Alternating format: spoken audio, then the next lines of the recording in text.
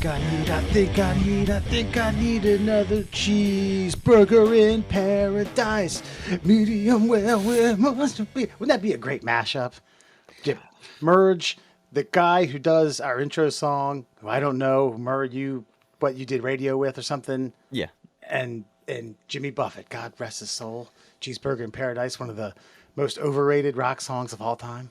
Yeah, is it overrated? How is it? Hold on. I pause a second. How does something become overrated in your opinion? Like, how can something be underrated, overrated? I can see something being like, oh, dude, it's a sleeper hit. You know what I mean? Like, it's great songs, a sleeper song. Like our good bad movie reviews. Those are sleeper good movies, right? Yeah. How can something be overrated? In this case, I think it Cheeseburger in Paradise consistently ranks up in people who are fringe Buffett fans' favorite Buffett songs. But when you get into the parrot heads, if you will, they kind of like, okay, this fucking Okay, clown. so those are pretentious twats. So in the pretentious twat Buffett parrot head world, they don't like that song because it's so popular. That song's so popular that more people like the music I like. Boo on that song for making other people like the thing that I liked before they liked it. Boo. It's overrated. That's lame. Cheeseburger in Paradise is a great fucking song. It's not like in the pantheon of great songs, but I don't think it's overrated. I think it's rated exactly where it's supposed to be. A non-station turner when it comes on. Yes, Alan? Yeah, no, I don't. I mean, I don't agree with Wes's like definition of it. Like, I would say, like, pretty objectively, it's a mediocre rock song, a yacht rock song, and it's thought of as like this fucking. It's thought of as being in the pantheon of yacht rock songs. So like, Right. it is fucking overrated. It's a shitty song. But like, look, I did this brown guy sing it in a crowd full of fucking white people in Virginia multiple times? Absolutely. It was fantastic. So, yes, overrated, but still worth it. I just don't feel like it's overrated though. When I worked on rock radio, I ran into this with Metallica and the Black Album. It's like, that album's so overrated, man. They sold out after And Justice for All. It's like, fuck you, dude. Do you mean they made an album that was so good that people that drove fucking station wagons decided to blare Inner Sandman while taking their kids to fucking school? They're like, no, that's called popular. They took a back room dive bar musical genre and brought it to the forefront of the American culture. It's not overrated. That's not overrated. So what I'm saying is yacht rock became a thing through Buffett because he wrote a stupid song like Cheeseburger in fucking Paradise. I mean, see, like, I would disagree about fucking Metallica. Like, I don't think that that's overrated. I think you're right. That's an example of people being pretentious. Whereas Wes is probably part of a population that is pretentious Buffett fan, but that song still kind of sucks as a song. Okay. But it's catchy. Like, you know what I'm saying? Like, look, the Macarena swept the nation. Is it a fucking good song? Absolutely fucking not. It's overrated. You know, like, so that's that's what my explanation is. Like, it's not good. It's real. Okay. Let's be fucking real. It's not a good fucking song. Yeah. Like, and if you can weasel in, yeah, exactly. Go ahead. If you can weasel in zucchini fettuccine into a catchy tune, man, I guess I got my hats off to you. Heinz 57 French fried potato. Like, it's fucking awful. Like, it's a terrible song, but it's got its place. Yeah, I tell you, every time I do hear it, I wonder what I'm doing with my life and why I'm not sitting on a beach eating a fucking nice, delicious, juicy, medium fucking cheeseburger in a paradise location with a sugary, sweet, alcoholic beverage that's going to give me a massive hangover when I wake up in the morning. That's what it does for me, and I think that's exactly what it's supposed to do. But speaking of yacht rock, by the way, Wes is rocking the yachtiest.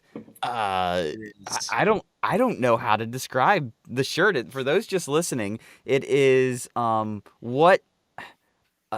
don't know, a rather large man would wear to some sort of engagement where his daughter is going to do something rather important with her life, yet he wants to embarrass her, so it's got Roddy Piper fucking all over it. High school graduation. Yeah, so it's a short sleeve button up with a pocket for God knows what, pens, Nope, change, cigarettes, Just cigarettes. cigarettes probably, and it's styled as a kilt with various cartoon Roddy Piper things all over it. I mean, it was a Christmas gift and a damn fine one too, I might say. I mean, I was like, wow, look at but you, just how thoughtful.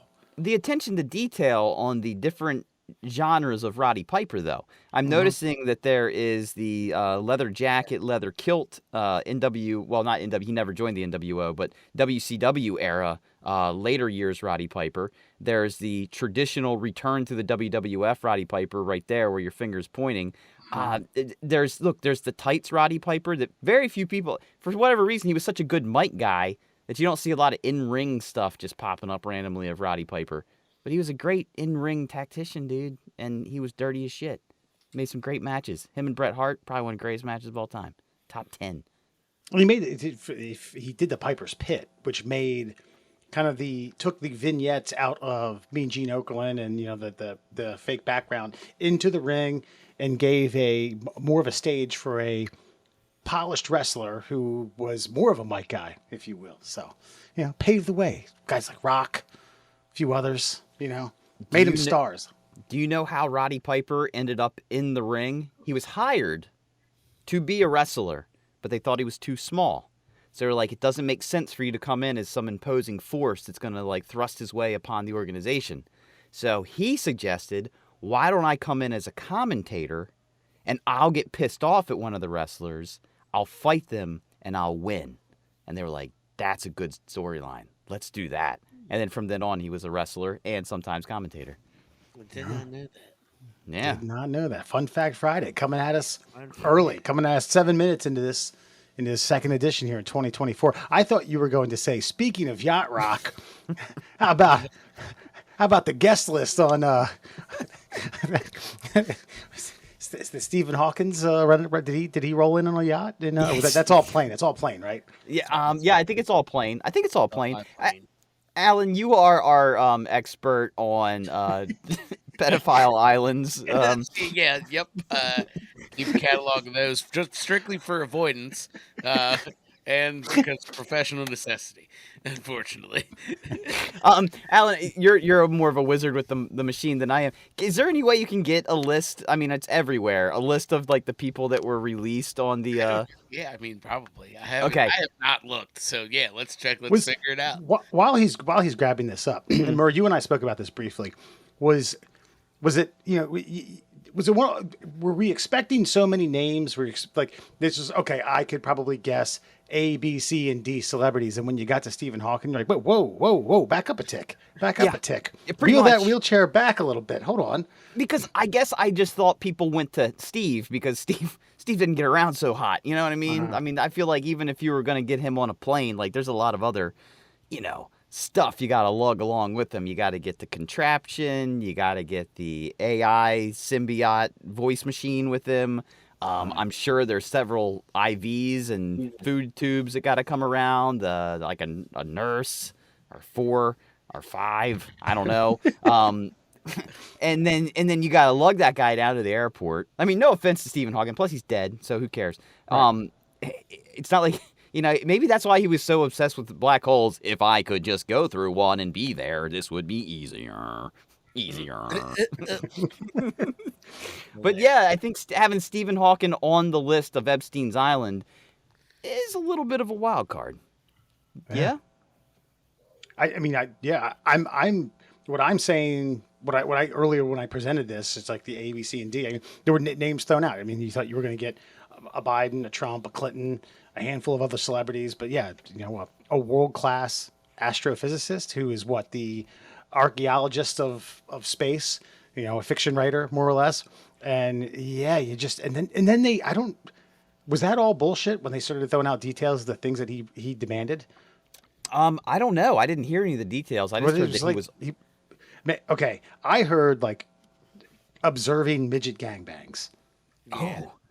Not cucking, but just, I mean, he can't, well, I guess a cuck is just observing. So yeah, I mean, Oh, I mean, what else is he really supposed to do? I mean, they're gonna like give him a chair dance. I mean, I don't know. Yeah, Make I don't make know. demands via his. You in the you on the corner of the bed. Get active now. Pull your pants down. Show your Get midget wee wee. active. Do but somersaults. I probably have to go somewhere that I don't want to go to find this list. nah, I think just Twitter, which is probably somewhere you don't really want to go. But Yeah, it just that too. yeah, there's probably just a big like it's probably like a screenshot list. Okay, but I think some of the names on there, obviously everybody was like. I think the shocking thing is how many times Clinton was there. Like you can't really, come on. There's how much more plausible deniability can you have upon with this guy? Like he was there 50 times, 50, Is that what it 50 was? times. Yeah, like so 50 times some dirty shit went down. But I guess the reason I'm fascinated with Stephen Hawking is, okay, I know this all is bad, and anybody that was there, I think if they went once, I think they get a little bit of a hall pass. I think if like Just it- curiosity, like human Not- nature. Hey, we're going to a private We're beach. going to Oh, an island. Yeah. fucking A. Wow, that sounds cool. Yeah.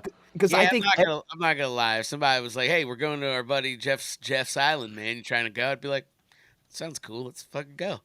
You don't even got to know Jeff, right? To And be like, then- yeah, let's fire away. And then like a guy checks a list before I get onto a plane, and I'm like, that seems like it's gonna come back to haunt me. But hey, island, right? This NDA is just for procedure. Don't worry. yeah, Yeah. and like once you're there, it's not like you can be like, I don't really like what's going on here, guys. Can I get back on the plane that's on the private runway? And I don't own it or anything, and it's like 1,000 miles from shore. But can I leave now? Like, no, you can't. You have to sit in the corner with Steve. Go watch the midget gangbang. Okay, just don't get involved. Close your eyes. We got a wheelchair for you too. Don't worry. Because Puppy I think plush. all of us have we not all ended up at a party that was not what we were anticipating and instantly wanted to leave, but our ride didn't want to go. I mean, yeah, I not exactly as you spelled it out, but yes, I've been at parties that I either did not want to or had no business being at. It was still kind of semi intrigued, like, ooh, like, hey man, we gotta get the fuck out of here. I don't know, man, they got beer. No, Wes, finish your beer. Let's fucking roll. You guys went to like an eyes wide shut party. No, God, I wish. I ended up at a party where everybody decided that we were taking acid and we were going to watch The Wall. That sounds fucking amazing. Yeah. Well, when you've never touched the stuff before and you don't know anybody there, it's a little bit more interesting. Sounds I even wound- funner. I wound because this is why when I first watched Superbad the first time. Remember when Michael Cera gets stuck in the room with the guys doing blow and then they make him Yes. sing?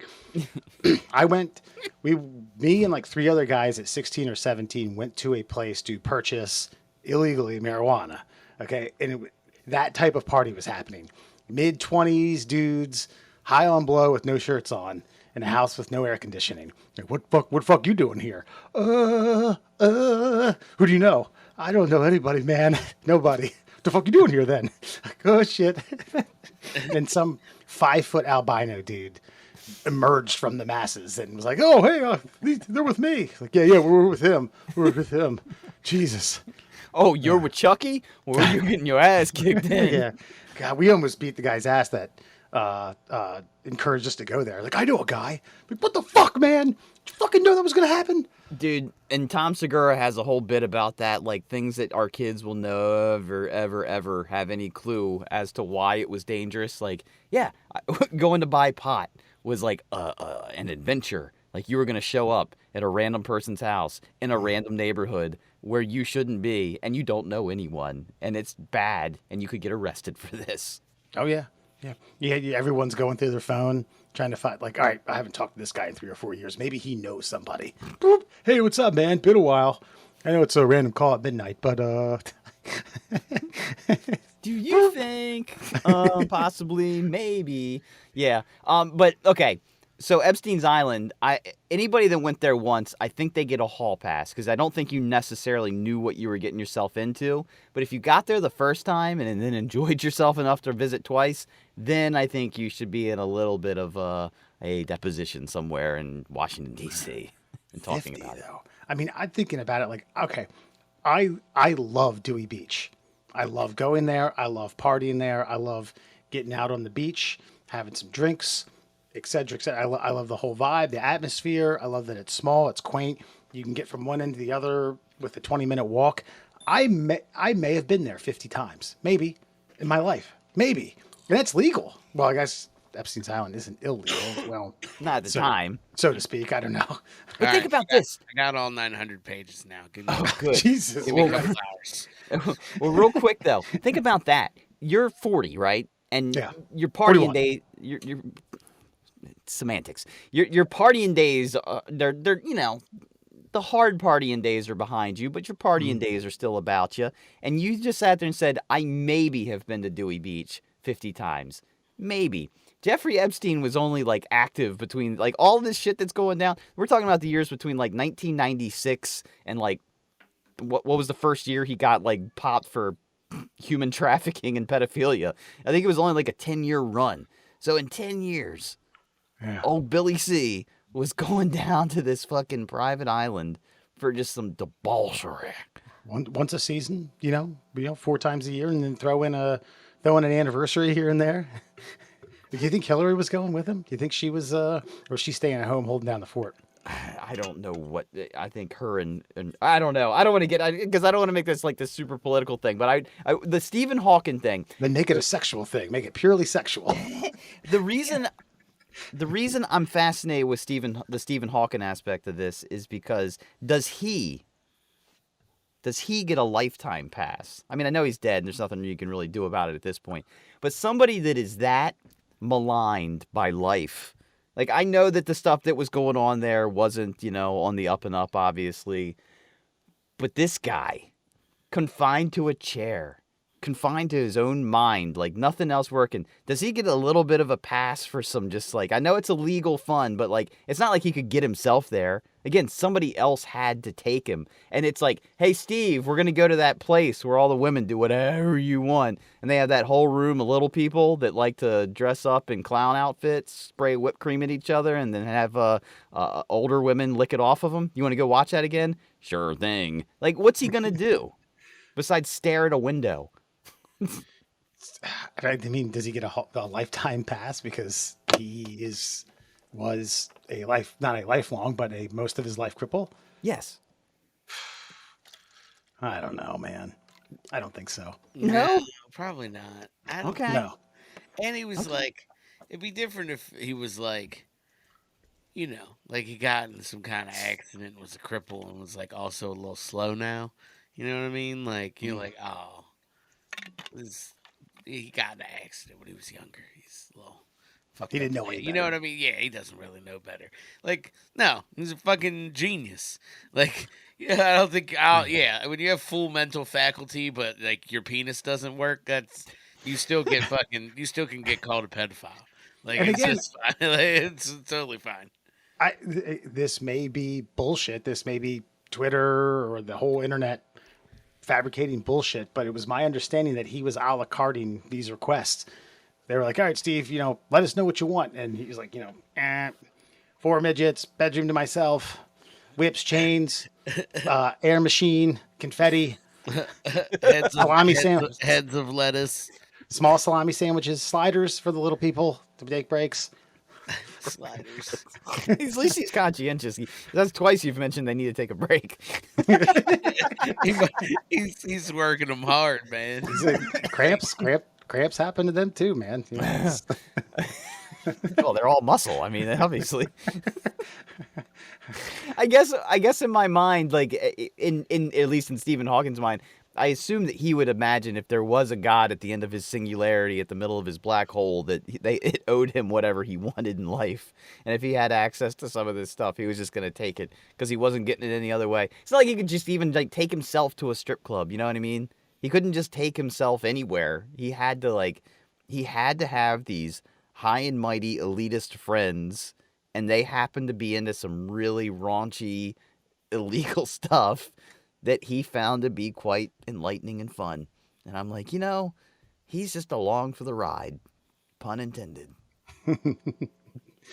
Yeah, that's a slippery slope, because if you start giving hall passes, then everyone else is gonna, come up with some sort of debate tactic or some sort of defense of their own to say, oh, you know, this is just what I wanted. I didn't think it was wrong. It's kind of the Costanza. I didn't know you couldn't do that. Well, Alan, Was that wrong? any names on the list that we should be I mean, surprised by? no, I don't think so. I mean, we all kind of knew all the big ones. I'm working my. It's not like, to be clear, a fucking America, because I know we have a wide audience. Fucking, it's not like there's a neat list numbered, and it's like these people got on a plane to Kid Island. Like, it's a bunch of conversations and emails and text messages that you kind of got to sift through and be like, oh, interesting. That's weird. Like, people shouldn't be texting about that kind of stuff. But yeah, you know, Slick Willie J's name's in there quite a bit. That's never good. Alan Dershowitz, as much as he protested, he's definitely on the list a lot. Fucking yeah. Now, other than that, nobody really like breathtaking. I think they all kind of came out in the wash. You know what I mean? A bunch of random people that nobody's ever heard of, like foreign diplomats and shit like that. You know, like French consuls. Nobody cares about Jean-Luc Brunel. Nobody knows who the fuck that guy is. But he was diddling kids on an island, so that's a thing. But I'll let you know. I'm gonna read through this. This seems like some light reading that I'll partake in. For purposes of this podcast, I'll read through not all of this definitely, and let you know what I find. Yeah. So, I mean, do you guys care about this at all? I mean, my care and concern's almost out the window with it. I mean, sadly, which is just my dumb American brain. Like, that's old news now. I mean, not that. I mean, these people should be held fully accountable for their actions and what they allowed to have occur. Because again, it's one of those deals where, like, if you didn't seek it out, he wouldn't provide it. Therefore, it wouldn't exist. So there's that. Yeah, I mean, you definitely gotta hold them accountable. I mean, like this, you can't just be diddling kids and stuff. That's not all right. That's not okay. We've established that not that long ago, but we established it. And fucking, we also had that discussion. But fucking, look. Yeah, you can't be doing this shit, and it's super fucked up. So yeah, hold them accountable. Is it that big of a deal at this point? Nah. I mean, the world's kind of falling apart, so no, not really. I mean, it is, but it isn't. And there are definitely more important things I think we should be focusing on. Yes, we should not let people diddle kids, but fucking, let's try to fix like the economy and some housing crises and just some other stuff that generally keeps us alive. Yeah, I think on a social moral level, it should sound the alarms for celebrities to hold themselves, the celebrity ecosystem to hold themselves accountable. Like, y'all can't get away with shit just because you're fucking rich. I know you think you can, and in most cases you can, because you pay for lawyers that are able to defend you in cases that most of us fucking can't do, or you can bleed the system to a point where it's just like, all right, fuck it, man, you did it, get away. But if you see something wrong, speak up, because in this case, I don't know if the names on this list and the people that are on this are going to face harsh legal battles. I hope, but I think maybe out of court in public, in the public eye, the ecosystem that is Hollywood and I don't even say Hollywood, elitists. Let's just put it that way. Rich moguls and tycoons, you can't get away with this bullshit. But the one thing that I do, and I'm not trying to dive into this rabbit hole fucking full on, but when something like this, that's this elaborate, that involves this many people, of an elite status, like, doesn't this lend a lot of credence to a lot of those other kooky conspiracies that you hear about? Well, I've already starting to see in the conspiracy debates that I get in online, people say, well, there's Epstein Island happened. You didn't believe that. And like, brother, that has nothing to do with what we're talking about. So this is true. This turned out to be true. Therefore, everything prior could, in fact, be true, whether you believe it or not. I understand what you're saying, and and I I don't really know many people on any side of the aisle that were like Epstein Island's fake. You know what I mean? I think most people were like, that sounds probably fucking true. But Like, nobody went for it. You know what I mean? Like nobody well, because I guess the people that would have investigated it were told probably not to investigate it by the people that are on the list. like Wes said, should be a red flag to like America and to America to hold Hollywood accountable and like just rich people in general. And like I want to actually like I was gonna say, let me take Hollywood out of that because as we read through this list, it's not like every fucking A-list actor that every fucking conservative was like, it's probably Jimmy Fallon and Jimmy Kimmel and fucking this guy. Like, it's none of those people. It's a bunch of random fucking like diplomats and politicians and like it's a bunch of fucking other people. It's a bunch of really rich billionaires who own fucking big companies. It's not Brad Pitt. Like, Right. yeah. But I would say that it takes the celebrity aspect to bring it to the public eye because, like you said, nobody knows those other people or cares. And probably most of us think that those people engage in that kind of nonsense any which way is just part of their funsies. And I made the mistake, unfortunately. I was looking for a documentary to watch, and I came across a Bilderberg fucking group documentary. And I decided to watch that. And about half an hour into it, I was like, you need to stop right now because you're not going to be able to solve the world's problems from your bed while eating graham crackers and chocolate. And but I think what freaked me out the most is while watching this documentary that came out before the Epstein Island stuff was exposed, I'm like, holy crap, all the people that were on that island had a little something to do with the world financial da-da-da-da-da. Like, I started thinking about how, how when I got into radio, I was like, well, how do you do that? And then I got there, I'm like, oh, it's just a job like any other job. It's just a lot of people see the job because it's a thing. It's a public job.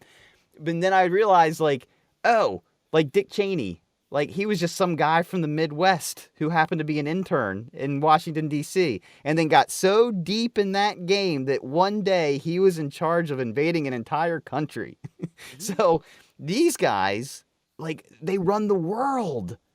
They run the world. And this is the kind of shit they do because they can, for funsies. And that's just scary. And it's scary because this kind of thing, to me, proves that those like elitist puppet string stories that you hear about are probably true. Yeah. See, that's where like I draw the line. Like, are you asking like when you ask that question? I'm like, am I surprised? Do I think this? No, I don't think that fucking rich people diddling kids then proves that we fucking have lizard people fucking eating child glands. No, nope. Diddling kids? Yep, legitimate problem. Fucking other flat Earth? Nah, nope. Like we can't. There's a line here. We've got to stay rooted in reality. People diddling kids, been pretty big problem for all of humanity. Fucking so yes, definite still problem. Fucking lizard cabal running the financials of the world? No, definitely not. The back of a pizza shop in D.C. Yeah. Hosting and harvesting adrenochrome? Yeah. No. Yeah. Knock it off. Nope. We're out there. Yeah. But diddling kids on an island, rich people planes? Yep. Let's stop that. That's probably bad. We can fix that. Wow. That's the thing we can fix. I know. I don't know. Part of me like thinks about what we would come up with if we had that kind of clout and money. Like we wouldn't diddle kids, but I mean, what would we do for funsies? Like what kind of conspiracies would we plant in the heads of the public? I told you. Why? Let's get back to just good old fashioned human hunting. Like, let's why we gotta diddle kids. That's didn't we come up with a whole go-kart track at an empty mall? A desolate mall that has the infrastructure. I know, but that's actually something on the surface that we're like we tell people, yeah, go there, it's fun. Like I'm talking about like what's that thing that we do behind the cloaked curtain, where nobody can see, and we're like, ooh. Hey, you want to get France into a fight with Germany again? Ooh, let's do that. Like that's the kind of shit that these guys are doing. That is because what they they're can. doing now. Yeah. Yeah. Paying off FIFA to get World Cups. Yep. Yes. Things like Yeah. that. Yeah. Yes. 100%. Because it's fun, because they love soccer, and they're like, I want my country to have it. So what are we gonna do? I don't know. We're gonna pay that Saudi guy like $1,000 billion. Yeah. Or Or because like they can wash money through a fucking major tournament that comes to their country. You know what I mean? That's definitely what the Saudis were doing. Or Don't bury the lead on Qataris. washing money, by the way. Yeah, I know. Middle classels, everyone. Murr, Allen, and Foxman. I don't know. Give us your thoughts. To answer your question, summary, I care, but at this point, I'm a nobody. What am I going to do? Protest? What am I going to like march around? The Ravens Stadium, just a stone's throw away from my house. The first playoff game they host. What am I going to do? Like, hey, I told you. I didn't say shit, but I could lie. I told you all. I'd probably get that fucking sign stomped on and a beer dumped on me. I've thought about the protests. Like, I see these people stopping traffic all the time. Is that not, like, okay, let's say you were on their side, right? I don't know. Let's use an example like global warming, like stop the drilling. And then you stand in the middle of the highway with the sign that says stop the drilling. Like, if I'm the guy in the car, it's like, I agree with you, but I need to get to work now. Like, all of a sudden, I'm going to be a drill baby drill guy because you're being an asshole. Like, isn't there a better way to protest? Like, how? Well, no, because protest is supposed to be disruptive because that's the whole fucking point of it. But I get what you said. Like, other people, the world goes on. Yes, I understand you can protest, but like, you kind of can't fucking kill me here and like make me get fired. But also, maybe we should stop fucking. Maybe for a split second here, just spitball. Maybe me and a guy like me and you who are like, yeah, I agree with that, but I got to get to work. Should maybe like one time or one day be like, you know what? I'm going to take off work and fucking go stand up for something that I believe in. And then maybe if more people do that shit, we actually get something accomplished versus being like, God damn, all right, I'm running you over. Get the fuck out of here. I know, but shouldn't you annoy the people that make a choice in the matter? Like, I don't have any, like, I can't do anything. I can't help you. Like, I get what you're, like, you know what I'm saying? 100%. So here's what we do. We start with protesting the occupational force that protects us from doing it to the people that we're supposed to be doing it to. What do you say? What do you say to that? What do you say? Like we start with protesting the people who stop us from protesting to the people we need to be protesting to. Talk about the police. Yeah. So let's start there. We'll protest them first so that we can then protest the people we need to protest because they usually stop us from doing it. Damn, you need to build a flow chart real quick because I get it. Let's do that. We got to start for the building blocks, gentlemen. Foundational. We can't go straight to fucking president. They kick you out. He's got armed guards. We need to start at the armed guards and work our way up.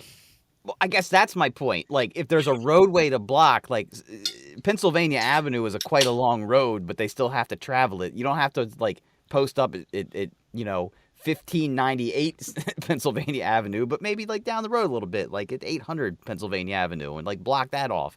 That, that they won't kick you out of, and that'll piss enough people off in high-level positions that, I'm just saying. I just feel like blocking, like, I-95 at, I don't know, 8 a.m., it just ain't going to convince the massive amount of people to come join your protest. That's all. See, and maybe I'm wrong on this. I think that they think that you say, I care, but not enough to stop, pull over, hand me a sign with a stick, and I'll fucking protest with you. If you don't care that much, then you don't care. I care a little. Yeah, that's my point. A little's not enough for change. Yeah. I think that's their point, I think.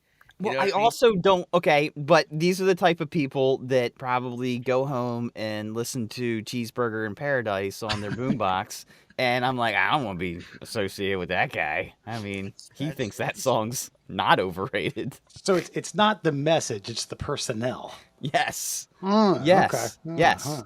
Yeah, and you're not convincing the right personnel that it's the right problem. And it's just like, I don't know, there's certain bands or TV shows that maybe you're just not into, because if you have to talk about it with the type of people that are into it, you're going to put a shotgun in your mouth and Cobain yourself in the middle of your living room. So you're just like, nah, I ain't watching that shit, because I know that fucking Jerry likes that show.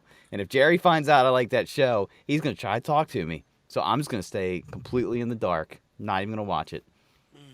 That's reasonable. I mean, I get the argument. I'm saying maybe we're boiling something more serious down to like, man, I knew a guy who loved Lost, and I hated that fucking guy, so I never watched Lost. You know what I'm saying? Like, I think we're boiling down like social problems to fuck that. I don't want to talk to that guy at the office about a shared interest. Like, you know what I mean? Yeah. Maybe we're simplifying something very complex to something we shouldn't simplify it to. Dude, we're dumb animals, man. We are dumb animals. We gotta dumb it down for the, like, if you want animals, the dumber the animal, all you need is like a trough of water, and they're like, shit, I'll come drink with an alligator. I need to. We're all in this together, and that's how you get that many random people together. You gotta dumb it down. You gotta make it fun. You gotta make it cool, man. I don't know. Why don't these guys, like, okay, you wanna block a highway? Bring a 30-pack and hand beers out to people, like, while they're waiting in line. Be like, hey guys, you ain't making it to work today, but we got a keg out here right in front of the line. You guys want to protest with us? Here's a red Solo cup. Let's end global warming. Tell you what, I may not be happy about it, but I'd be okay with being drunk at 8 a.m. and missing a day of work. Couldn't help it, man. Protesters got me. So it's not the message; it's alcohol. Okay, I got it. I was gonna say it's like the epitome of like America right there in Murr's explanation of protest. It's like, listen, man, I don't really. You got to make it worth my while for me to fight for my rights. You got some Keystones? Do you have a keg of Coors Light that I could drink from while we stand around and talk about social issues? That's really where I'm at. God forbid we actually just do it because we probably should to make our lives better. Hey, look, I drive an electric car. I'm not part of the problem. Lithium mines and the children. I know a nice island they can do some good summer work at. It's vacant now. Out of control. Fix it up. Goodwill mission. I think this is why people around the world don't like us. Yeah, probably. Yeah. God, Jesus Christ. You ain't fucking kidding. All right. This is a list out of BuzzFeed. 19 annoying things and disrespectful things that people do, but are relatively common. I'm going to breeze through a few of these, but some of them hit home, especially some of the driving stuff. I actually had to stop reading it because I got so mad at like how obvious all of these are that I was Wes Foxing my way through the article. I was like, fucking, so yeah, let's not spend too much time on it. Let's just brass tacks and we'll rage and move on. I got to I'm flattered that I'm now a verb. I've West Fox my way through this. So the picture that's shown with the with number one is a watermelon sitting next to office supplies or school supplies like 3-ring binders and notepads and things like that. So number one, 0 excuses to dump stuff off everywhere. If you're too lazy to return something to the spot you got it from in the store, you can hand it to the cashier at the checkout and say, I changed my mind, and they'll take care of it.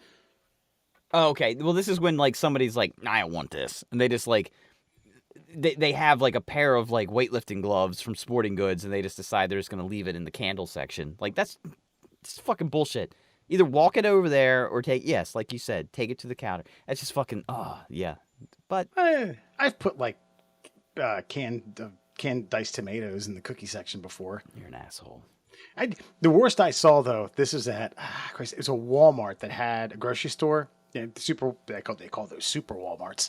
And someone had it was chicken of some sort, drumsticks or thighs. I didn't get a clear reading of of what they were. It was a perishable item, right? But they decided they didn't want them, and then put it in the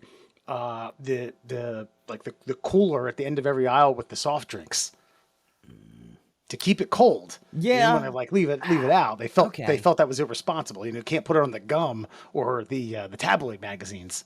Okay, I have a problem with it because I don't like salmonella poisoning. That's my major gripe on this one. But I am actually kind of like proud of them for putting it in a place that was like appropriate for the product, so it didn't spoil. Like they could have just left it over with like you said with the gum, and just left it out to like rot in the hot fucking stale air of a super Walmart. So at least they Yeah. put it in a cooler section. That's a half pass. Alan, your thoughts on leaving things where they don't belong because you're too lazy to put them back where you got it from? I mean, I do it from I time to know. time. I knew he did. Yeah. You were that guy. It just You're a depends kick on rocks. it depends on what it is though. Like I'm not yeah, like you said, perishables, no, that's rude. I'm not gonna like sit a jug of milk out in the fucking like you know, fucking electronics section. Be like, oh well, I don't think I want Cheerios today. So, you know what I mean? Like I'm not that dickhead, but like you know, if I have like, let's say hypothetically, I grabbed a bag of chips or something, and I walked by and then an end cap, and there was like a deal on a bigger bag of the same chip, and I was like, huh, well, now this one's sitting here and this one's coming with me, and like yeah, like that, not a problem. I don't Uh, have as much. I don't really. No, I don't really take issue with that. That's yeah, okay. And honestly, I actually don't mind if you leave a bag of chips really anywhere in the store because you that's didn't want them at that point. Because chips go with everything, you know. yeah. Buy a So, shirt, some chips. Buy a fucking CD, some chips. Yeah.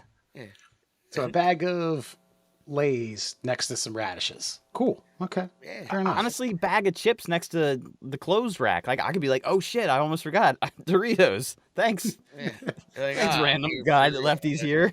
can of tennis balls and some fucking lace. You know what I mean? Like, yeah, that's fine. I love eating Lay's by the handful when I'm practicing my forehand, especially with that Western grip forehand, Western grip eat. Maybe he's a Pringles guy. You know, on the tennis court, he likes the aesthetic of the tennis ball can for both his chips and his balls. You know what I mean? Yeah. You can't do the one-handed thing though. You know, if you're practicing tennis, you can't dip that hand single. You can't go single-handed in that thing of That's true. Pringles. That's true. You know, we've seen those ads. Yeah, a good point. Andre Agassi got stuck in there once. He's got little hands. I got little baby hands. I can do it. You got those Agassi hands. I know what you guys are going to say on this one. Parents who let their kids run amok in public spaces and let them do anything. Kids make a nuance of themselves. Just ignoring the children is one of the things that they brought up, and that's just yeah. Oh God, I wouldn't fucking backhand them, throw a foot out. I want to even if I'm going to buy the chips, maybe throw the chips on the kid after he falls down. You know, I don't know if I think there was an article that we didn't do at one point, but it was like there's a restaurant that if your kids are acting up, they charge you extra money. And there was some couple that was getting all pit like, why am I getting charged $20 extra on my bill? And they're like, because your kids are assholes. They were bothering everybody in the restaurant. We did not ask you to leave, but you are getting charged an inconvenience fee. So next time you come, either don't bring your kids or get them in control. And I have no problem with that. Because, look, Williams never acted an asshole in public. And I don't know if it's because I'm a good parent or if he's just got a good temperament. Either way, I've never been the problem. And I'm very proud of that. Yeah. Yeah, no, I What? mean the little kids. Well, first of all, everybody knows that I think kids suck. So, fucking, if your kids, if you can't control your children in public spaces, that's even worse. Like, I don't want them there to begin with, and then they suck. Like, no, that's fucking terrible. So, whatever you were asking, fuck them kids. That's always my answer. Yeah. That's always my fucking answer. As I was reading this, it reminded me a story of my own childhood. We were at my memory leads me to believe we were in Cooperstown visiting the Baseball Hall of Fame, but we weren't at the Baseball Hall of Fame. We were at another museum, non-sports related, somewhere outside of Cooperstown, maybe like Oneata or Binghamton or something like that. Maybe I'm way off on this, but I recall that I had my parents were looking at something. I had gone down about 2 or 3 exhibits, you know, glass case exhibits ahead of them, butted in front of a middle-aged couple to point out something that I thought was funny and started like rubbing the display glass with my grimy ass fingers. And the man of this couple got pissed off. I could hear him go like, "Jeez," and like move on. And Dude, a split second later, I got the fucking vice grip on the back of my neck. It was my dad. Boom!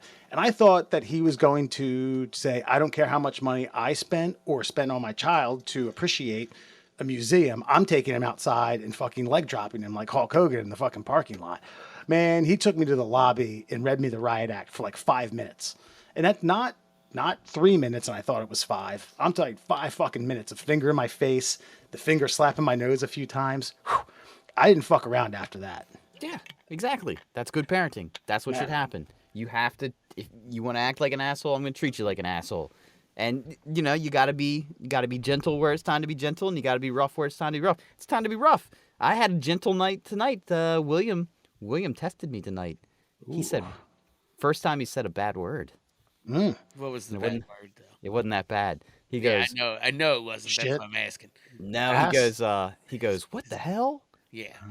But watch my face. This is exactly how he did it. He goes, what the hell? And then looked at me, and I was like, and I just kind of went, hey, buddy, where'd you hear that? He's like, you know, I don't remember. I think it was on YouTube, or I was like, okay, we don't. I was like, in a few years you can say that, but why don't we stick to what the heck? And he's like, yeah, I like that better. I was like, all right. So I didn't flip out on him. I was just like, hey, maybe, cause honestly, I was like, maybe he heard me saying it all the time. So if I would, I didn't want him to think I was a bad guy. So that was more the where I was shielding him. That's fair. Yeah. How old is he? You got 9. Oh, fine. Yeah, he could say that shit. Yeah, well, he's a very innocent 9. Okay, he's like a 6 and the 9 on with a 9-year-old body. They go a little crazy if you shelter them too much. Careful. I know. I'm being all right. We're good. All right. What else we got? Number 3. Neighbors who don't respect quiet hours. It's common sense that after 10 or 11 p.m. you should keep it down. Depends on the night of the week, in my opinion. Correct. Yeah. I think Friday, Saturday, 1 a.m. I think you should be allowed 1 a.m. on a Friday, Saturday. I say midnight. I mean, we're in row homes. Me and Wes. So Okay, that's fair. It's Yeah. a little different, but I think yeah. you can continue to party, but take it down from an Yeah. 11 to a 7 or a 6 or something like that. I'm a heavy sleeper, so it doesn't bother me too much. But yeah, I mean, I think I'm a creature of my own habit too, because I know for a fact that I partied way too goddamn late in condos and apartments that I lived in, where it was like, no one gives a fuck till they knock on the door. I don't give a shit. But yeah, I mean, during the week, absolutely, fucking turn that shit down. Christ, there was someone blasting Jay-Z, which was actually good music too, on a loudspeaker at like 10 o'clock a couple nights ago, and I was like, man, tell him to turn Jigga down. Come on, man. Well, Common sense. Here's my other question. I think I brought this up a few years ago, and I don't remember the answers you guys gave. If somebody's partying that loud, are you invited to the party? Yeah, that's the real question. Like, I don't care if you do. I don't care if your shit's bumping. If you're mom next door, I should be able to at least come over and like have a beer. Yeah. Wes? Yeah, that's that. Yeah, absolutely, 100%. They offer the invite, let them know, hey, we're having a little something. Come on by. No. Uninvited. You should be like, hey, dunk. What's going on? Hey, I heard you guys are having a party. Oh, is it loud?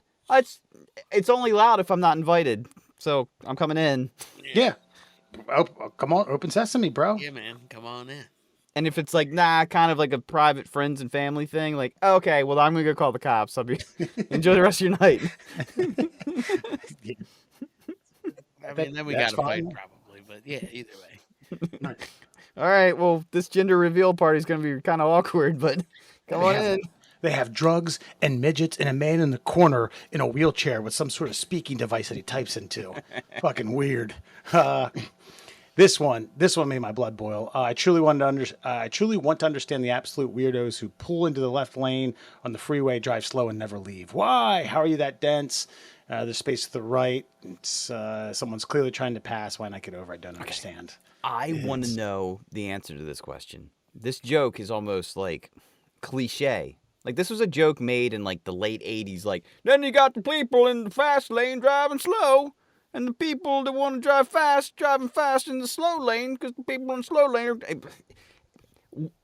Has people not bitched about this enough that it's just not common knowledge that I experienced it this morning on Route 40 on the way to work. I read this yesterday. My blood boiled over. I stopped reading the article at this specific one. And then I started driving work this morning and boom, left lane clogged up. Right lane, I'm not even mad at the people in the right lane. I'm like, this is exactly my mental conversation I had today. It's like, oh, can't be mad at these guys. They're in the lane they're supposed to be in for the speed they're trying to get. That's their lane. They're allowed to drive slow. But you're a fucking cocksucker. You deserve to die. I hope your fucking left wheel blows out and you careen into the fucking middle of this median and you dive bomb head first into the fucking other side of the fucking traffic. Yeah, that's where my mind went. If you don't die, I hope your penis gets severed into four slices and you can't fucking procreate. And you swallow one. Yeah. One of those quarters goes in your mouth. One thing I don't think they realize is that people on the left are then going to try to merge into the middle to pass you. And then people from the slow lane are going to try to get over occasionally into the middle lane to pass or move faster. You're going to cause people to fucking play bumper cars in the middle lane. Get the fuck over. Well, I'm just talking about a 2-lane highway. Like that's ridiculous. Yes. When I drove across the country, when you got to the Midwest, they respected that like it was like God's law. Yeah. Like not even like not being ticketed. It was, I'm going to go around this vehicle and immediately get back over into the lane. And then if I get another 100 feet and have to do it again, so be it. I'll do that again ad nauseum until I get to where I'm going. These people just hang out. And I've even seen old people get mad like, well, you're not supposed to be going that fast anyway. That's not your gig, man. You're not the law. No. You're not a cop. Stay out of the way. This is how altercations occur. This is how the police get called. It's because now you and I are going to fight over something you're wrong about, you old fucking shit. Now move out of my goddamn way with your fucking PT Cruiser. Alan, your thoughts on left lane drivers? Left lane drivers. I mean, yeah, just fucking. I'm a flow of traffic kind of guy. I think like people always are like, well, I do this or I do that. And like, I'm always like, no, I'm just flow of traffic. Don't matter where I'm at as long as I'm fucking keeping up. Like, if you open up a big gap, you're driving too fucking slow. You know what I mean? And if you're tailgating some motherfucker, well, chill the fuck out because you're going to definitely get into an accident. Like, just exercise some common sense. People are fucking stupid. Like, hold on, Allard. But what if I'm tailgating you because you are in the passing lane cruising when there is enough of a space for you to get over into the slow lane where you can now join the flow of traffic? Yeah, no, there are absolutely instances where, like I said, people are dumb. So, yeah, if I'm cruising in that left lane fucking doing like 90 and some jackwagon's doing like fucking 65, eventually I'm going to come up on him and then have to fucking, like you guys said, go to the middle and it's got to get all gunked up by fucking the rest of people fucking shit up. So people just need to exercise common sense. We're the fucking majority here. We are doing it right. And there's a couple of fucking dickbags that fuck it up for everybody. And we got to deal with it, unfortunately. I guess I'm just confused on why people don't know this. I've caught myself a couple times, like, I got in the left lane to pass somebody, and then I just kind of forgot about it. And then I see somebody behind me, I'm like, oh shit, I gotta get over, man, fuck. And I'm sitting there cussing myself, like, man, you're such an asshole. You're over here in the fast lane, and that guy behind you is doing 90. You shouldn't be in his way. What are you doing? You're the problem. And I flogged myself, like, for like 5 minutes. And these other people, they're pissed off at me. Just fucking staring over top of their steering wheel. Old people should never be in the left lane, period. I don't care how fast you drive. If you have like a Buick or an Oldsmobile, like you should never hit the left lane. Yeah. Which is a bit of a catch-22 because those fuckers have V8s. I know, right? Give but that they don't use little juice. They always got those fucking spaceships and they never use them. Give it a little juice. That's why I got my spaceship now while I'm still capable of utilizing my right foot and pushing it to the floor. Yeah, but these people have like an actual spaceship. They have fucking like, Yeah, but they waited their whole lives to get this, like, man, one day I'm gonna have that V8 engine. And then they're 75 and they can't handle it. But they wanted it and they got it and they never use it. And there's probably a whole cylinder of their engine that's just like like crusted over with like coal dust because it's never fucking fired. Probably true. This one was interesting because I didn't know they exist. I once called out a man for parking in the quote expectant mother spot in his sports car. So it's a blue square with a white logo of a person, presumably a woman. Or they, I don't know, I get too presumptuous here, but with like the baby bump. So I guess it's kind of depending upon It's where an you are. expectant It's just, childbirther, okay? right, but it's similar to a handicap spot, and I congratulated him on being a medical miracle. He turned bright red.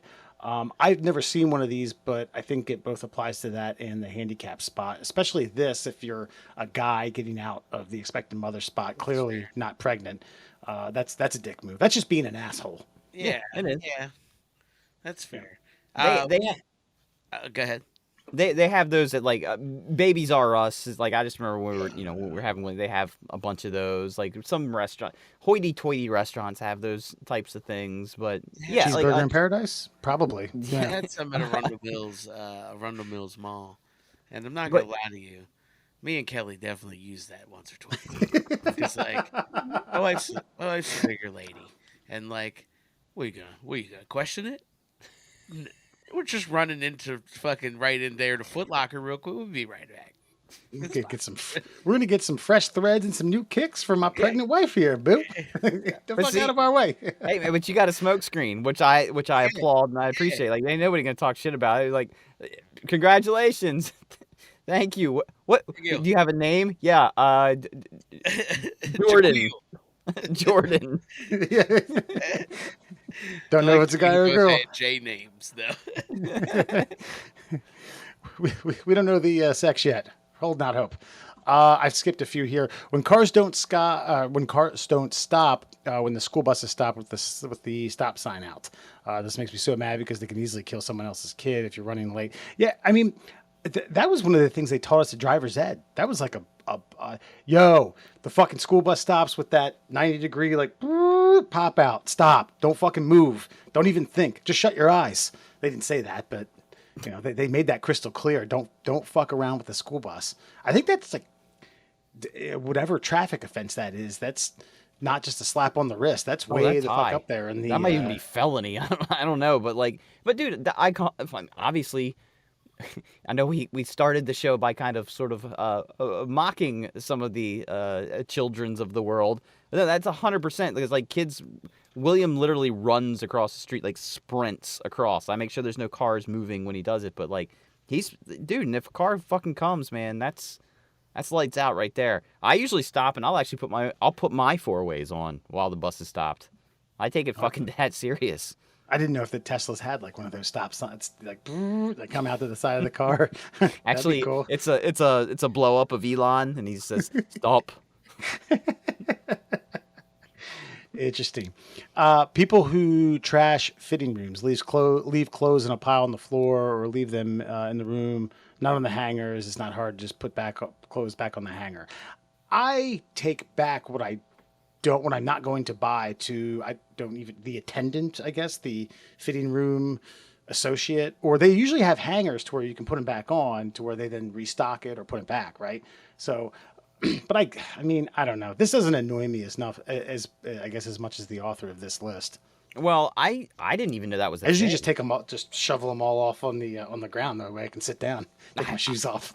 I used to actually try to like fashion them back onto the hanger exactly how I got them and put them back on the shelf for them because I didn't know that was a thing. Wait, I'm finally like, what's that?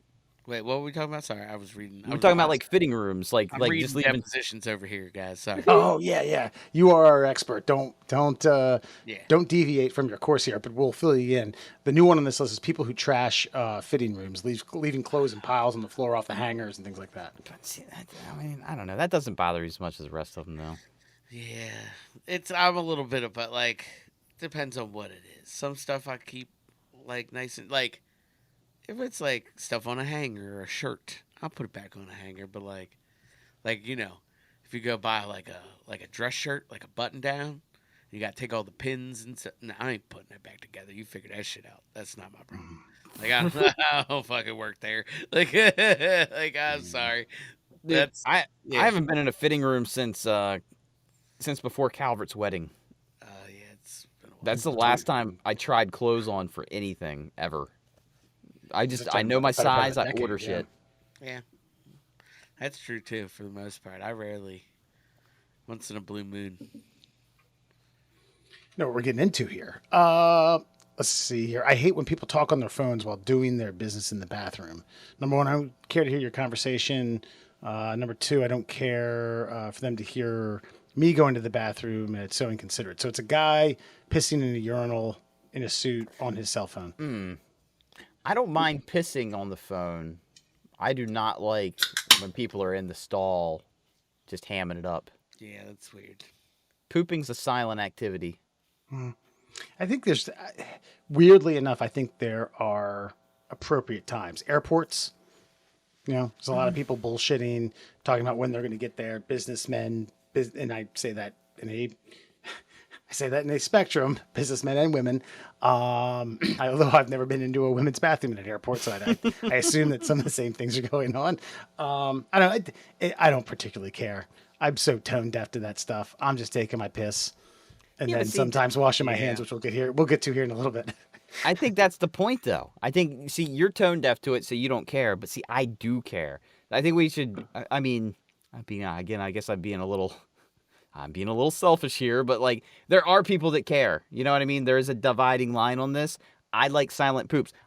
I'll at work. Somebody will sit and stuff. Hey man, what's going on? Like, I'm taking a shit. That's what's going on, and we're not going to talk about it. We're not going to talk about last night's football game either. We're going to both look at our phones and be quiet, and the sounds of our poop leaving our ass is all you're going to hear. Maybe a little grunt. You're like, ew, That's fine. That's fine. bloop bloop. I'm okay with that. But don't engage me in conversation, and I don't want to hear yours. Fair enough. Fair enough. Yeah, I mean, it's weird, but like, it wouldn't stop me from pooping. Like, I'm not like, like if somebody was talking, I'd be like, this is kind of weird, man. Sure, all right, whatever. I just keep going. Like, I don't got stage fright or nothing. No, my bullshit. butthole doesn't shrink up, but I just want to be left alone. Like, this is my quiet time. Yeah, your business transaction or lack thereof isn't going to stop my BM, bro. Yeah. This I fucker's also, coming full force. I also am not like I'm a expeditious pooper. Like we don't play this 20-minute like hanging out reading article. No, I poop and I'm out. I'd say that a poop for me is like a long piss are equal in time. Like I don't take long at all. Like get it done out of there. Yeah, I'm in the same boat. Actually, come to think of it, I don't think I couldn't tell you the last time. It's been ages, probably since I was a kid, since the last time I had like one of those ones where it took a little while. I mean, it is bloop, bloop, bloop, do my business, get in there and Yep. rock and roll. Like This is pants out of there. That's right. This is one. I don't know where they got this quote references a percentage. Don't know where they got the percentage from. Don't know where that source is. And two, it's fucking weird. One of the things I'm about to read here. So as ladies, I see that roughly 75% of men do not wash their hands when they go to the restroom. I go to a giant gym with the restroom in full view of the locker rooms. That's fucking weird. They use the urinal and come out of the stall. They just blow their hands right past the sink without a care in the world. They are lying to you. So this is a woman saying this. I don't know where they got the 75% from. And two, where do you work out where the urinals are in view of where you're working out? Is it the urinals are in view or the sinks in view? With the restroom in full view of the locker rooms. So maybe, okay. So maybe they can see, like you said, the sinks and stuff, and they just, do a fake dab of hot water and then Look, you know what? I mean, I don't know. I'm 50-50 on the, wash your hands after you pee. I mean, especially at the gym, like you're already sweaty, like you're already dirty. Like you're touching grimy shit where other people are touching grimy shit. So what yeah. This is why we need like male and female gyms. This is why we need male and female bathrooms. This is why we need separation of the sexes in certain instances. Because, I mean, ladies, I get it. Like, you're taking a dab of toilet tissue, and you gotta touch the naughty part. You don't always have to touch the naughty part. Sometimes I can just free dangle, man. Yeah, I just let her ride. Yeah, cut it loose and fucking drain away. You know what I mean? Like, yeah, sometimes there's no hand involvement. Yeah. Very very little. Th- there's times where I just don't think it's like completely necessary. Ball games, things like that. I don't know. Just scenarios.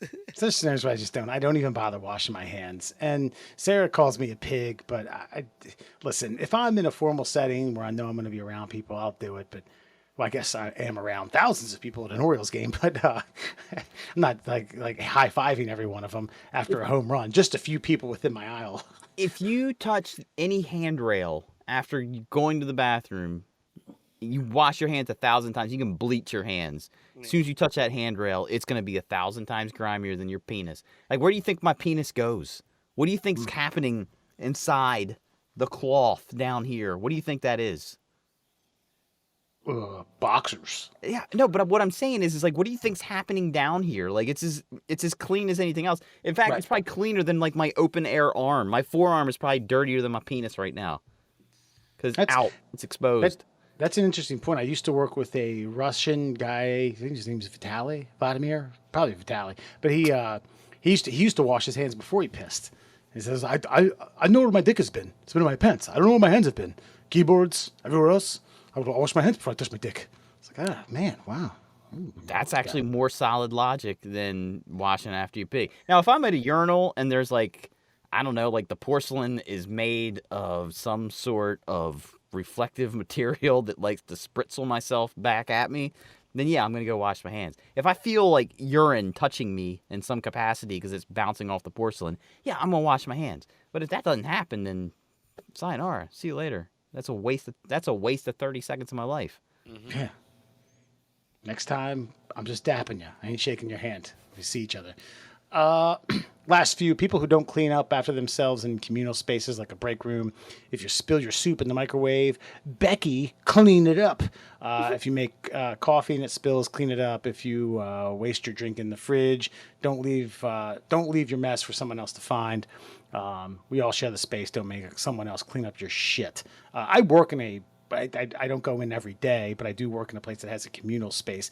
The one thing that annoys me is someone brought in an air fryer and a rice steamer for like communal use. And it's been used, I think, maybe 2 or 3 times. And it just takes up fucking vast amounts of countertop space, which pisses me off. But yeah, there's like things, people who don't fill the Keurig up with water after when it says like, hey, replace the water after they were the last person to make coffee.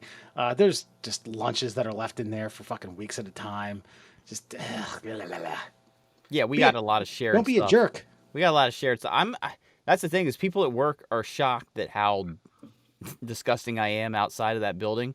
Because again, it's a shared space. Like I'm making a mess for you. So that's wrong. So I'm going to clean up. Period. Done. End of story. I just can't believe how some of these other animals fucking operate their lives. I just don't get it. If it's me, like I'm not embarrassed by my own mess, but I'm embarrassed by you seeing my mess. So I will clean up my mess. Dude, and by the way, inviting an air fryer and a rice maker into that's just, you're inviting problems. We once had these 2 meatheads who were super conscientious of their diet and steamed rice all the time with their lunch. With their boiled okay. Yeah, exactly. Yes, rice and chicken. These 2 guys have left. Fucking let's go out and smash that thing with a goddamn ball peen hammer or whatever. I don't know. No one uses it. I think they used the air fryer once for fucking God knows what, chicken wings or something that they found in a cooler at the end of a grocery store aisle. You guys want to make these chicken wings and spend $150? Sure do. Yeah. It was someone had 2 in their house. Someone got married to someone and her husband now had 2 and they go, oh, well, I'll take one into work. People will love it. And it's just that now it's a giant aqua fucking ornament that sits there. And by the way, the Keurig thing, here's my rule with the Keurig. I put water in the Keurig before I make my coffee. It's always full, and I'm never the asshole. Yeah. The same thing applies in the bathroom because I've had to replace the paper towel thing like dozens upon dozens of times. Like someone just pulled the last paper towel out after washing their hands at work after they peed, and like, oh, it's got the brown cardboard. And not my responsibility. It's the next person who comes in. Fucking dickwads. This is the last one. I think this applies mostly to children. Now, correct me if I'm wrong.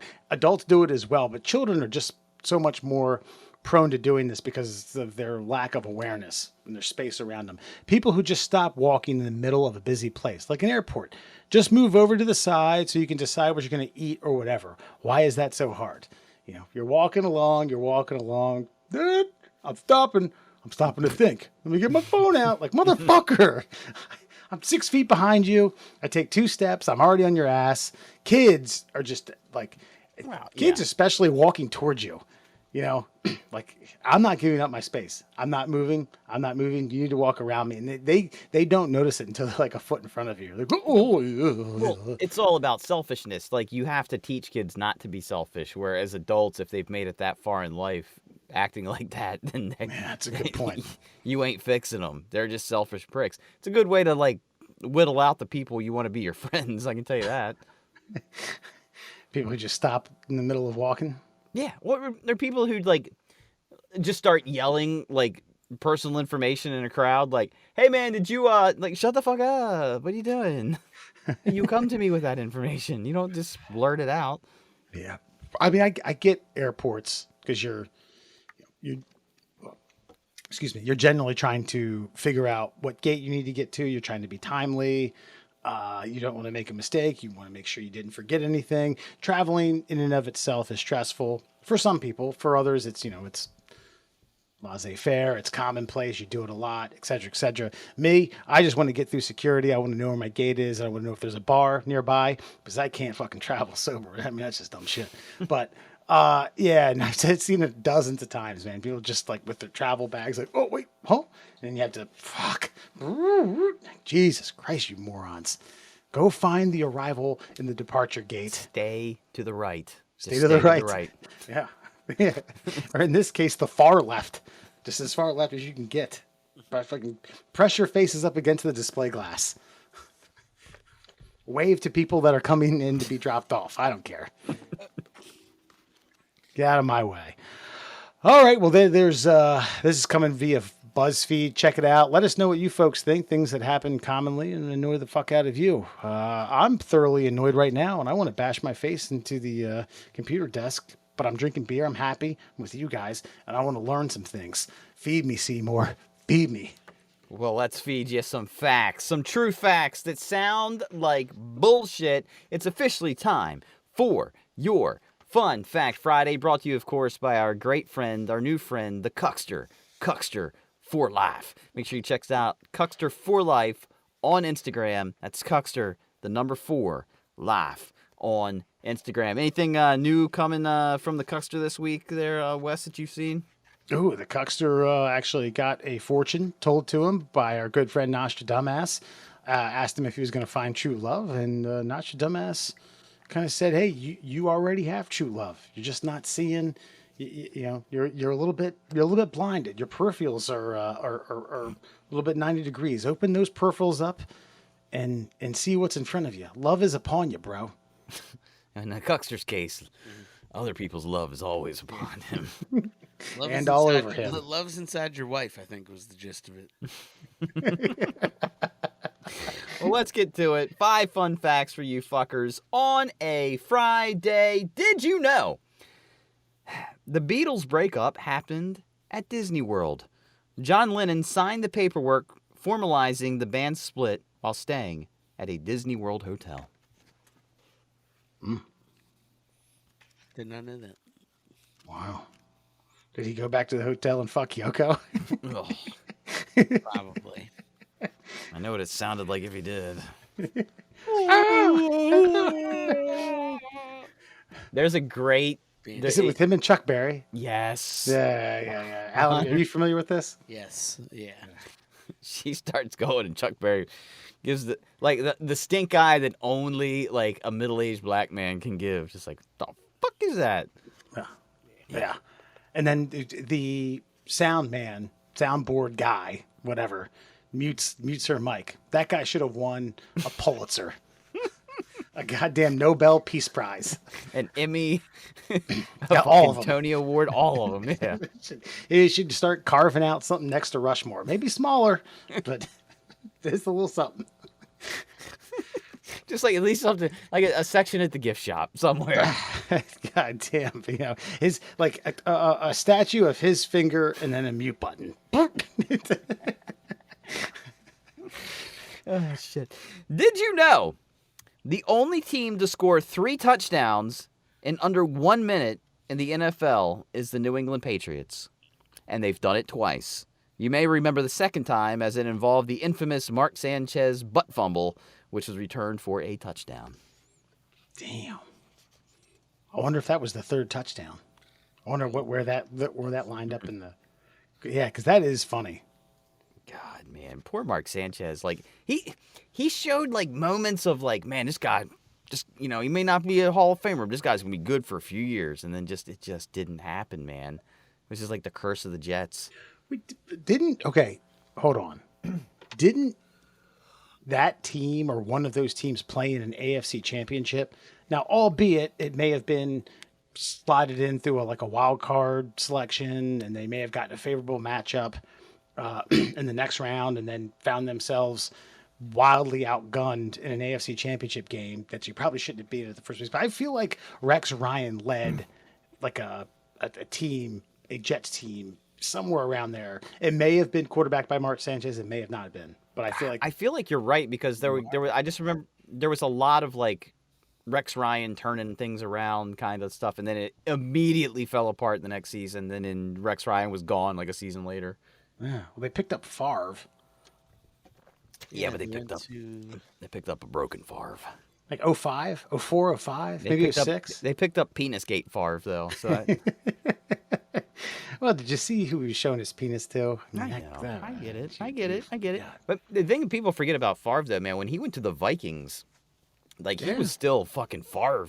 Like he had some Favrean success. He was like one completion away from like, I think, how far did they get? The one NFC Championship. They lost to the Saints, who Okay. that ended up beating the Colts. Yeah. Yeah. Like he was that close again with another team. God, I would have loved to see that, man.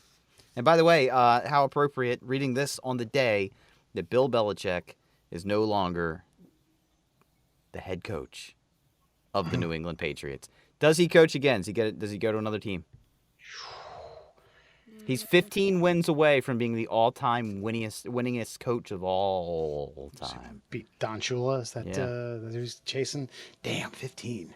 That's 2 seasons, though, really. If Probably you're being 3. realistic. If you pick up a shitty team. Yeah, it depends where you go. I think he's done.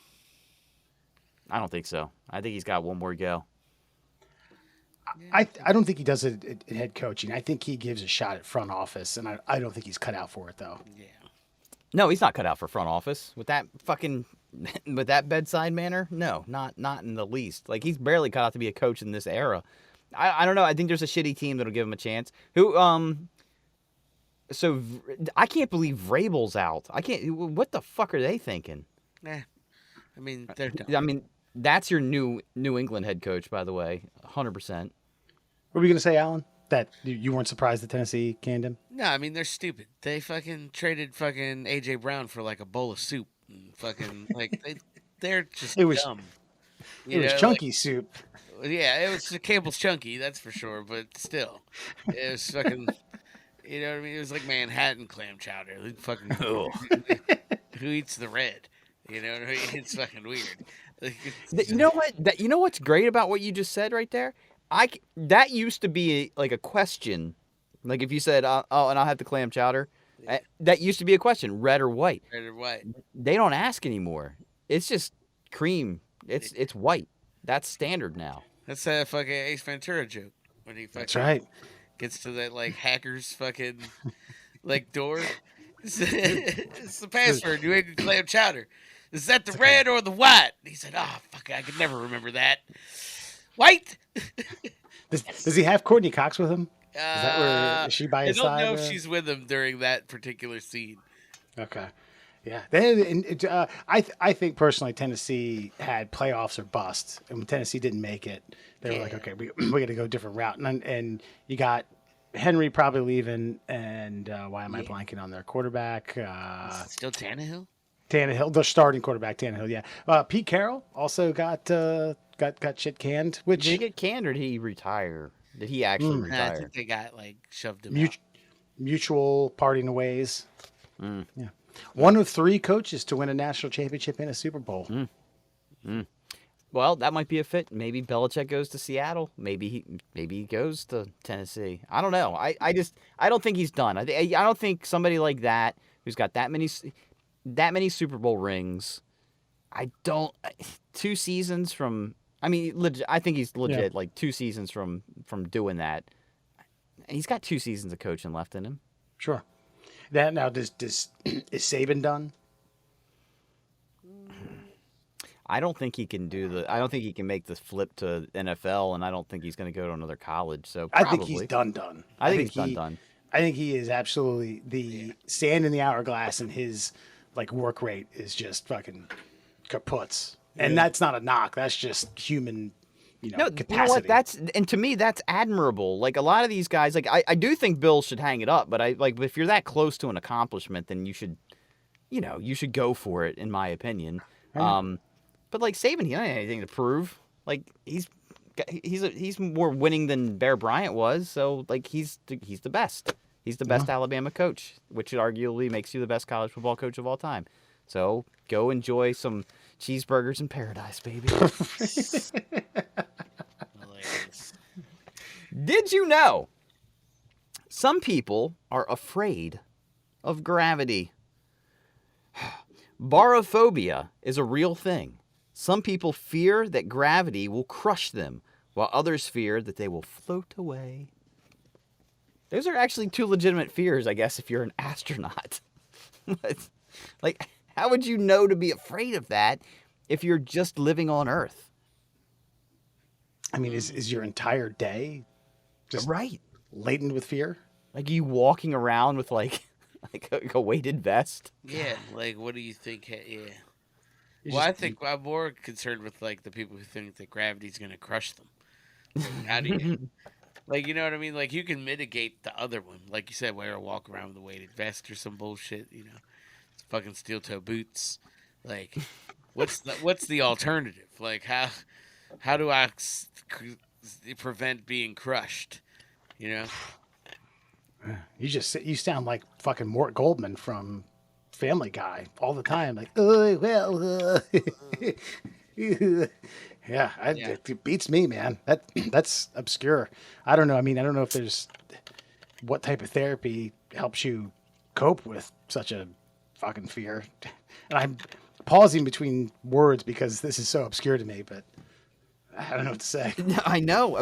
Tough break. Tough break. It's a bummer. Yeah. Bummer, dude. Weird. Yeah, okay, but my point on this is, how did you?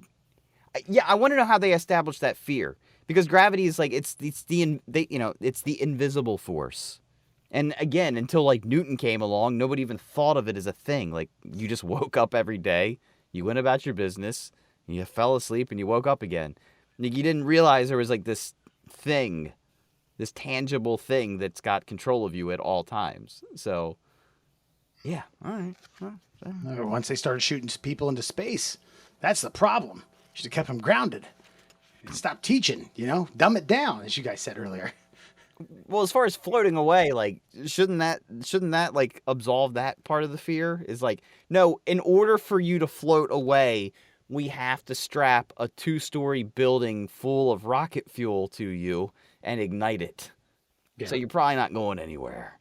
Well, I think the bigger question is what Alan said. How do you solve the other side of that coin, where someone just thinks they're going to get crushed and look like Neudberg from Naked Gun when he gets flattened by a steamroller? Hot air balloons. Hot air balloons. Yeah, that's right. They have to commute in hot air balloons. Boy, that did. And Makes then sense. you know what? Then you're entertaining the masses with thousands of videos of catastrophe Yes. and fails. With whimsical landings and takeoffs. Just coming in for work. Hey, hoo! Just blasting into the side of a 5-story fucking business park. I can't wait to get to that open field in Frederick so I can be schooled on the intricacies of hot air ballooning. Did you know one of the most venomous creatures on Earth is a snail? The geographic cone snail produces venom that paralyzes its prey instantly. After all, if the venom took too much time to take effect, the slow-moving snail might never catch up to its prey. Oof. I might eat an escargot. Makes sense. Yeah. Or an S-car stop, you know what I'm saying? Where are these? I wonder where these are native to. I don't know. It's called, and it's got, I mean, what a lame name, too. The geographic cone snail. Like, where is it located? Right around this area of the world. Gravity's present, of course.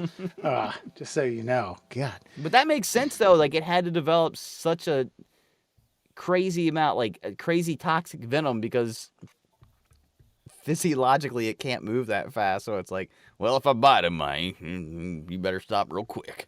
Okay. I'll catch you 100 yards down the road in 3 days. Exactly. Jesus, man. And finally, unless Alan's got any information about the geographic cone snake. Snail. No, I was trying to see why they're geographic, but it doesn't really say anything. But they live under the sea, so that's cool. No. Oh, good. They're aquatic. Yeah, All right. they're aquatic. Oh, technically still geographic. True. And finally, did you know? I don't know if I've read this one before or not, but whales evolved from deer. Okay, this one's a little tricky, but the earliest known ancestor of today's whales is the Indohyus, which was a small deer-like creature that existed 48 million years ago. Over time, the creature and its descendants became increasingly more aquatic, eventually resulting in the whales that we see today. That's weird because isn't a lot of the land stuff aquatic animals that started migrating on the shores or, up into land Yes. rather than from land into. Yeah, but I mean, if the water's rising, right? Yeah, it's like. So I took a class at UMBC that was all about fucking evolution, and yeah, dude, the tree of the actual genetic tree of life is fucking wild, and things that you think come from things don't come from those things, and things that you think are related are fucking absolutely not. Yeah, it's very interesting the depth of genetic diversity over millions of years, and how different things have evolved. It's wild. That's Because from my understanding, our closest, way back ancestor is the shrew, which is almost like a rat-like so, mammal. yeah, we have some crazy, really close genetic ancestors that aren't like us at all. Aren't even close. Yeah. And the other thing I can think of, I know in Africa they have, Africa and parts of Asia, there is a water buck, which is a deer, more or less looks like a deer. I think it's a little bit bigger, and they're highly aquatic.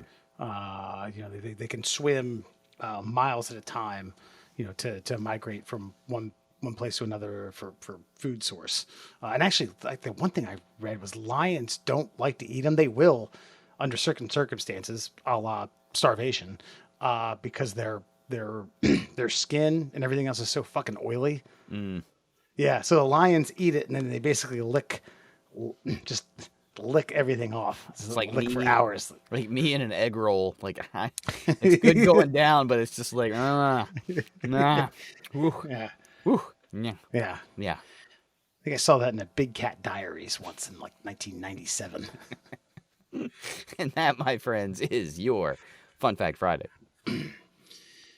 Speaking of animals that aren't ancestors of us, I hope, this comes out of the lovely town and municipality known as Pittsburgh up in northern Pennsylvania. So Cecil is a very good boy, usually, except for this time, one time last week when he ate a giant stack of cash of his owners, Clayton and Kerry Law. Had it stashed there in their home in Breeze Point, which I presume is a suburb of Pittsburgh. It's like, this dog, I swear this dog has never touched anything in his life. I used to go to Salem's, don't know what that is, sub shop, I guess, and bring home a salad with lamb on it and leave it sitting out, and he wouldn't even touch it. But on Friday, Carrie heard her husband utter a thing she could never have imagined. Suddenly, Clayton came yelling to me, Cecil's eating $4,000. I thought, I can't be hearing that. I almost had a heart attack. So, long story short, the dog ate $4,000. Then they had to go on a treasure hunt was a very, very small treasure hunt that led to a dotted line to the dog's anus. The dog was shitting out money for about a week at a time. They had to wash it out. I learned something. You can stitch together currency or piece it together, take it to the bank. They will honor it and then, put it back into your bank account, give you currency or whatever. They only lost $450. Wow. Yeah. And they just took, there's other things that I missed in your quotes about how filthy it was, how disgusting it was. I mean, we have to beat that home. Obviously you're sifting through shit and. Well, my methodology, I don't know how they did this, but I would legitimately just have a paint bucket or carpenter's bucket, whatever, the thing you get from Lowe's. And I would just fill it with water. And I would just dump the shit in there, and then I would just spray it down and just filter it. Just filter it out. That's the way I would do it. Because the paper's not going anywhere because it's cloth. And then, then you got that horrendous task of, fucking putting together the worst jigsaw puzzle of all time. God damn, man. Because you have to match the serial numbers up. Or you only need 50% of the bill or 51% of the bill, but you need 100% of the serial number. And then you can get the full value back. I mean, but I guess it begs the question. One, $4,000 laying around. Okay, I don't know. Maybe he's an insurance adjuster. Maybe he deals with large sums of cash. Sells cars, eBay. I don't know. Maybe he goes to estate sales, and that's. Why are you so suspicious of this guy? What's the problem? I'm not suspicious. I'm just thinking about having $4,000 laying around, and the dog finding $4,000 in a very common area around the house, and be like, "Ooh, bacon bits." Well, I just gave my brother the super deal for my niece to get the old Honda, and he gave me $1,000 cash in 20s. And I'm it's not like I'm worried. Honestly, I'm not worried about the dog. I might just throw it on the table, right? I wouldn't think Dutch is gonna go to Chowtown on $1,000. I mean, it's not that big a stack. I mean, it's surprisingly small. Alan, do you and Kelly worry about bacon? Fucking doing a Dave and Buster? Not Dave and Buster. Sorry, I was going to say. Do you ever worry about your bacon going to Dave and Buster's? Do you ever worry about bacon doing a cheeseburger in paradise on a large stack of cash at your place? He's got a terrible fucking time crisis habit. So we were regularly worried about Waffles going to Dave and Buster's and blowing our nest egg because of 90s fucking time cop themed video games. But no, we do not worry about him eating stuff. He's not a random eater of shit. He chewed a couple chews in his youth, but he's half old man now. So nope, not really worried about that kind of shit. He's usually pretty chill. And we also don't leave $4,000 in cash sitting around for that to happen. So, right. But I would think even $100. Say he threw down a hundo, and he thought, he's all about the Benjamins, or in this case, all about what is, I don't know, what's 20s? Really? He's in the 20. Yeah. It's Jackson's? Yeah. Jackson, sorry. My bad. What's 10? I don't really have a whole lot of cash. 10? 10's, Lincoln's 5. 10's Jefferson? Right? Nope. Who's on the 10? Jefferson's $2 bill. Oh. Who's on the fucking 10? Juan Lin Manuel. Think about him. Hamilton? Yeah. Damn, I gotta take some money out. I don't fucking use cash anymore. So. Yeah, I don't know the last time I used cash either. And it's funny because when my brother gave me the money, I thought it was gonna be a check. I was like, oh, envelope of cash. Okay. All right. What will I I don't do know with what's this? weirder, a check or an envelope of cash. They're both I fucking know. weird. I know. Well, he was like, "Oh, I thought this would be more convenient." I was like, "Yeah, I guess, maybe ish. I don't know." Yeah, I mean, you're right because, like, okay, let's say I don't go to the bank. I'll have $1,000 of just money to spend when I go out. So I don't know. I don't know which way you do things anymore. I almost feel like, but see now because me and my anxiety, now I'm like weird about going to the bank and being like, I have this $1,000 of cash. I'm like worried they're gonna be like, well, where'd you get this from? Like, I know, Alan, you can make all your scrunchy faces you want. Weirdo. I am a weirdo. I know I am. I have really terrible anxiety about things. I'm always suspicious that people are suspicious. You're talking to the guy who you're talking to the guy who fucks around with the weight for at self checkout lines and gives everyone the common nod. Yeah. Which isn't suspicious at all. Nope.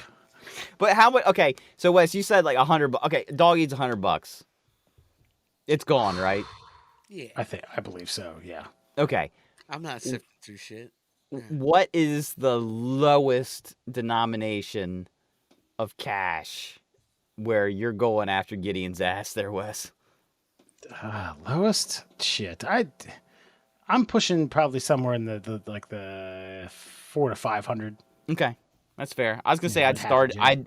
I would heavily think about it at 300, but Yeah. definitely by 400, You know what though? I might honestly, even if it was $100, if it was a single $100 bill, I might be looking at that poop and be like, Was it if it can make a clean exit? You know what I mean? If it's like if it pops out and I get the semblance of the money, cool. But I'm not doing a 10,000 piece puzzle that the Law family did. well, okay, but for $5,000, you wouldn't do that? No, yes, 100%. Yeah, I'm not doing it for $500. Okay. $4,000, you bet. I'm fucking laying that fucker out. I'm putting I'm putting a tarp on a living room floor. Okay, hold on. Caveat. Okay, you said what was your number? 400. That's it. We'll say 500. We'll say a clean. Okay, 500. So five $100 bills. You're no question. You're doing it, right? Well, it's not like I'm like cupping his ass as he poops. No, I There's know, gonna I know, be but you're going to the trouble to piece together 5 $100 bills, right? Yes. Okay. Now, let's multiply that by 5 because now they're 20s. Okay. Are you doing it for what's that? Is that how many? I'm so dumb at math. How many $20 bills to get to 500? To get to 500? Yeah. 20? 25, right? 20. Okay. Are you doing it to piece together 25 $20 bills? 25 $20 bills. Oh, I think if it's 20 $25, it's only only if they come out in one. I'm not piecing it together. Okay. I need large chunks Okay. So if I got to the of 5, money. I'm assuming I'm getting large chunks of it. so if I got to the $1 bill, you're definitely you're out $500. I'm letting that go. All right. I'm letting that go. Alan, same question. The dog's wearing a muzzle forever. It's $1 million. $1,000,000 $1 bills. $1 bills. I mean, And the that dog's not dead. The dog's not dead. Yeah, that dog's not alive. Like you cut it open. That's what you do. Okay. Yeah. Okay. You were warm gone- up Luke Skywalker. You were gone for a week, and he just and somebody was dog sitting, Slowly. not paying attention, chewed up your spare mattress with your $1 million in it. Are you putting it back together? $1 million? I mean, yeah, probably. That's a lot of fucking money. But that dog sitter, my dog sitter, Wes knows my dog sitter, and that motherfucker's helped me do it too. He's And the getting same guy who nothing. bought him that shirt, I think. That dog sitter bought me this shirt, bro. Yeah. That motherfucker be elbow deep in dog shit too. Fucking, yeah, $1 million. I don't know though. Like 500, I'd probably be like, fuck it. Like, Yeah. I don't know. Like it's got to be a pretty decent number for me. I'll just go find another thing to sell and replace it. Like I'm not working that fucking hard. Like, Yeah, Yeah. that's what you figure. Like they say, oh, all the best stories, they're worth something. You just that story could live a lifetime. Poor bastard ate $500 in ones, and I had to sit there and watch him, agonize. Ugh, that tight, like when it's not a smooth poop, just like one where they hunch up a little bit, like. That's the thing. It's probably multiple poops too. Like you can't. Yeah. It's Oh not yeah. like one bowel movement. Like No, it's, no, no. We're talking like weeks, and you got to put the puppy pads down. You just got to let them. You can't take them outside. You just got to let them fucking do it on the floor. And then like my stupid ass dog would be like, "Well, what do you mean? I'm not. This is not where I would go." And he probably like wouldn't poop inside for a while. And I'd be like, "Buddy, I gotta sift through your poop, please." And he'd be like, but outside though." And I'm like, "Nope, right here in the kitchen. Give it here." Here's the thing though. For $1 million, that might be a trip to the vet. Dude, I'm telling you, $1 million. I know. It's you got a large. I'll the Rottweiler. extract it myself from its gullet. Like I don't give a like. Yeah, I'm sorry. That $1 million dog's dead. Been buying a new dog with my recoveries. Sorry. Right. That's what that dog got. Dude, you cut that $1 million.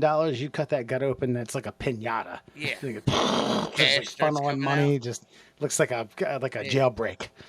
My problem is, I know I'm pestering you guys with questions, but like, I'm such a sucker for a challenge. My number is so much lower than I'm willing to admit. Yeah. It'd be like $21 bills, and I'd be like, let's see. Just in case this happens in the future, let's see if we can pull this out. Yeah, no thanks. Yeah. Well, Trello, I don't know what type of dog. What was it? Cecil is, but if you have that type of dog, Christ, don't leave open money out. Just to package it all up, put it in a safe, put it in your bank, put it next to your gun. Because in case he fucking eats it, you can shoot him. Whatever you want to do.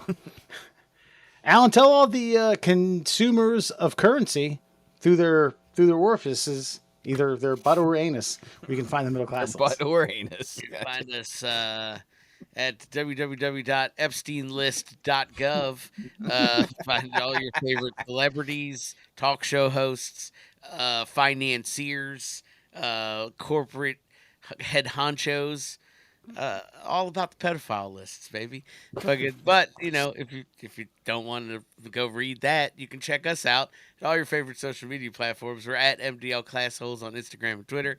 We're the Middle Class Holes on Facebook and TikTok and all that other shit. Fucking farmers' daughters and country bumpkins and all that other good stuff. And for your listening pleasures, please check us out: Google Podcasts, Apple Podcasts, Spotify. Maybe we'll get on something else one day. Do people listen to things on other things? No, and if they do, they don't know what they are. Just hit the big ones. We're good to go. I'm just saying. Yeah. Grinder. Just hit the money shots, bro. Yeah. Only one comment worth mentioning this week. There was a couple of ha-has and appreciate that and things like that. But house chore PEDs, this is where, Alan, you commented on boomer housewives from the 50s doing house chores under, what was the drug? Dexatrim. Dexatrim. Yeah. Blickety Blow, listener and frequent commenter writes, I have fun bringing up all the 50s/70s, or that's 50s to 70s legalized meth and quaaludes when boomers get all uppity about drugs today. Yeah. So, Yeah, and the boomers are the ones that banned all this shit. Yeah. Fuckers. After they did them for a decade. Exactly. They were That like, was "No, too fun. sir, don't listen. Don't do that. That's You'll have good ideas. Yeah. Don't fucking do that. You'll have You'll good li- ideas about a peaceful society and unity and shit. Yeah, you'll think for yourself. You'll literally change the world and bring relationships between different types of cultures and people together if you continue to do this. Listen, we've clamped down this system so that you enrich us while we slowly fucking die. We can't let you guys have ideas. Yeah. Don't expand your horizons. Yeah. Broaden them. Yeah. No. No. Only gotta- shiitake mushrooms for you motherfuckers. That's right. No loss of ego for you. Yeah. Keep that internal. Yeah.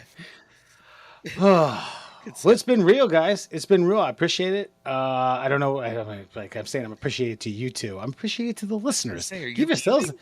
Are you give quitting? yourselves a hand. Give yourselves a hand for being so lovely. Thanks. No, I'm not. I'm not leaving. It just started out. He's like, I appreciate you guys. Thanks for Yeah. all the good times. Like, well, Just just no. I'm leaving for 1 week. I'll see you in exactly 7 days' time. Right, Mur? Recreate the steps that you did to get here in 1 week, and we'll do it all again. you can do that. Correct. No, it's a funny true story that we'll get to another day. All right, folks. Adios.